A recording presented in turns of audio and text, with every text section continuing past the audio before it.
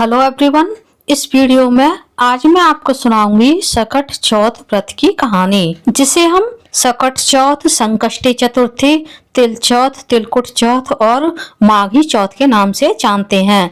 कथा प्रारंभ करने से पहले हम हाथ में कुछ तिल और पुष्प ले लेंगे। उसके बाद हम कथा पढ़ना या फिर सुनना आरंभ करेंगे। तिलकुट चौथ का व्रत महिलाएं अपनी संतान की लंबी आयु, उनके खुशहाल जीवन के लिए रखती हैं। साथ ही इस व्रत को करने से व्यक्ति की सारी मनोकामनाएं भी पूर्ण होती हैं। इस दिन भगवान गणेश की पूजा की जाती है। एक समय की बात है, एक शहर में देवरानी जेठानी रहती थी। देवरानी गरीब थी और जेठानी अमीर थी। देवरानी गणेश जी की बड़ी भक्त थी। देवरानी का पति जंगल से लकड़ी काटकर उसे बेचता और अक्सर बीमार ही रहा करता था। देवरानी अपनी जेठानी के घर का सारा काम करती थी और बदले में जेठानी उसे बचा कुचा खाना, पुराने कपड़े आदि दे दिया करती थी। इसी से देवरानी का परिवार चल रहा था। माघ के महीने में देवरानी ने तिल चौथ का व्रत किया। 5 रुपए का तिल और गुड़ ला करके तिलकुट्टा बनाया। पूजा करके तिल चौथ की कहानी सुनी और तिलकुट्टा छींके में रख दिया और सोचा कि जब चांद निकलेगा उसके बाद ही कुछ खाएगी। इस तरह से कथा सुनकर वह जेठानी के यहाँ काम करने चली गई। खाना बनाकर जेठानी के बच्चों को खाना खाने के लिए कहा तो बच्चे बोले कि माँ ने हमारे लिए व्रत रखा है, माँ भूखी है, जब माँ खाना खाएगी तभी हम खाना खाएंगे। जेठ जी को खाना खाने को कहा तो जेठ जी बोले मैं अकेला नहीं खाऊंगा, जब चांद निकलेगा तभी मैं भी खाना खाऊंगा। देवरानी ने कहा मुझे घर जाना है इसलिए मुझे खाना दे दो। तो जेठानी ने कहा आज तो किसी ने खाना नहीं खाया है, मैं पहले खाना तुम्हें कैसे दे दूं, तुम सवेरे ही बचा हुआ खाना ले जाना। देवरानी उदास होकर के जेठानी के घर से चली गई। देवरानी के घर पर पति बच्चे सब आस लगाए बैठे थे कि आज त्योहार है तो माँ बढ़िया बढ़िया खाना लेकर आ रही होगी। परंतु जब बच्चों को पता चला कि आज तो रोटी भी नहीं मिलेगी तो बच्चे रोने लगे। यह देखकर देवरानी के पति को गुस्सा आ गया और वह कहने लगा कि दिन भर सारा काम करती है, बाद में 2 रोटियां भी नसीब नहीं होती हैं, तो तू काम ही क्यों करती है। पति ने गुस्से में आकर पत्नी को कपड़ा धोने के धोबने से पीटा। धोबना हाथ से छूट गया तो पाटे से पीटा।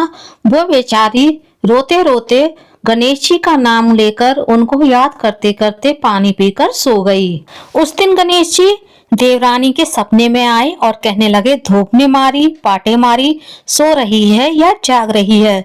वह बोले कुछ सो रही हूँ, कुछ जाग रही हूँ। गणेश जी बोले भूख लगी है, खाने के लिए कुछ दे। देवरानी बोली क्या दूं, मेरे घर में तो अन्न का एक भी दाना नहीं है।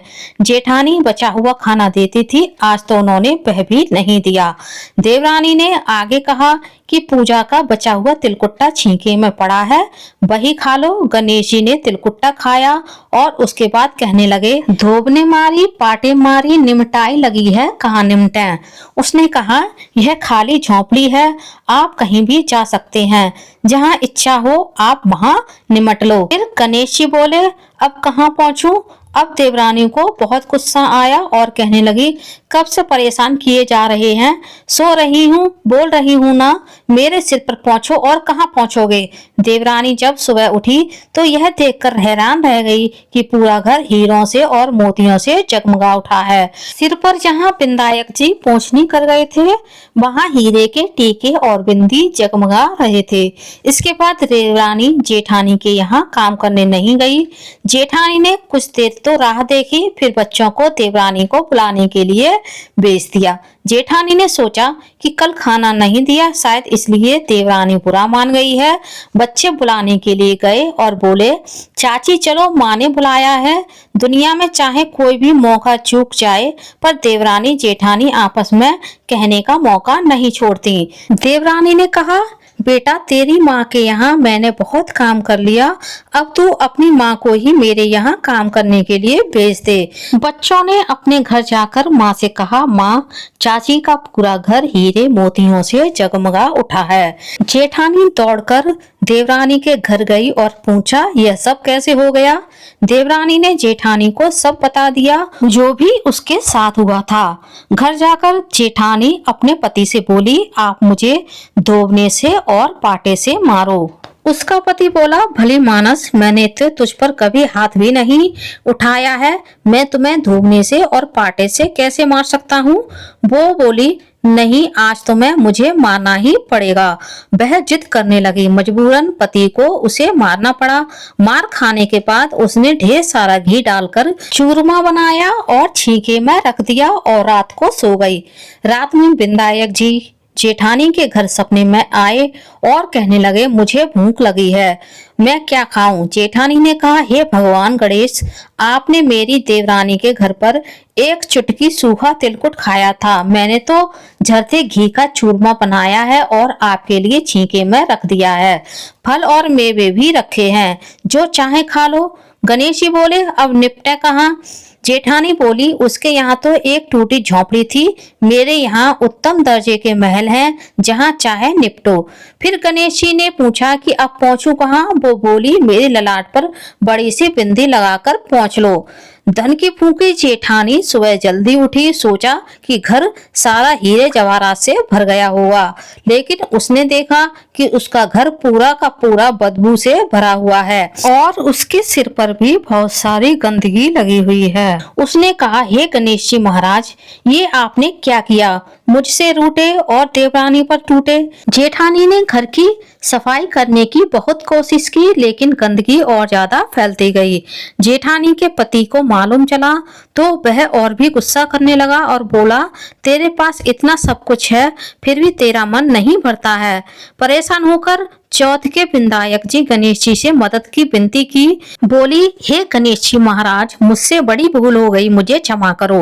विनायक जी ने कहा, देवरानी से जलन के कारण जो तूने किया उसी का फल तुझे मिला है। अब तू अपने धन में से आधा धन उसे देगी, तभी यह सब कुछ साफ होगा। उसने आधा धन तो बांट दिया, किंतु मोहरों की एक हांडी चूल्हे के नीचे गाड़ कर रखी।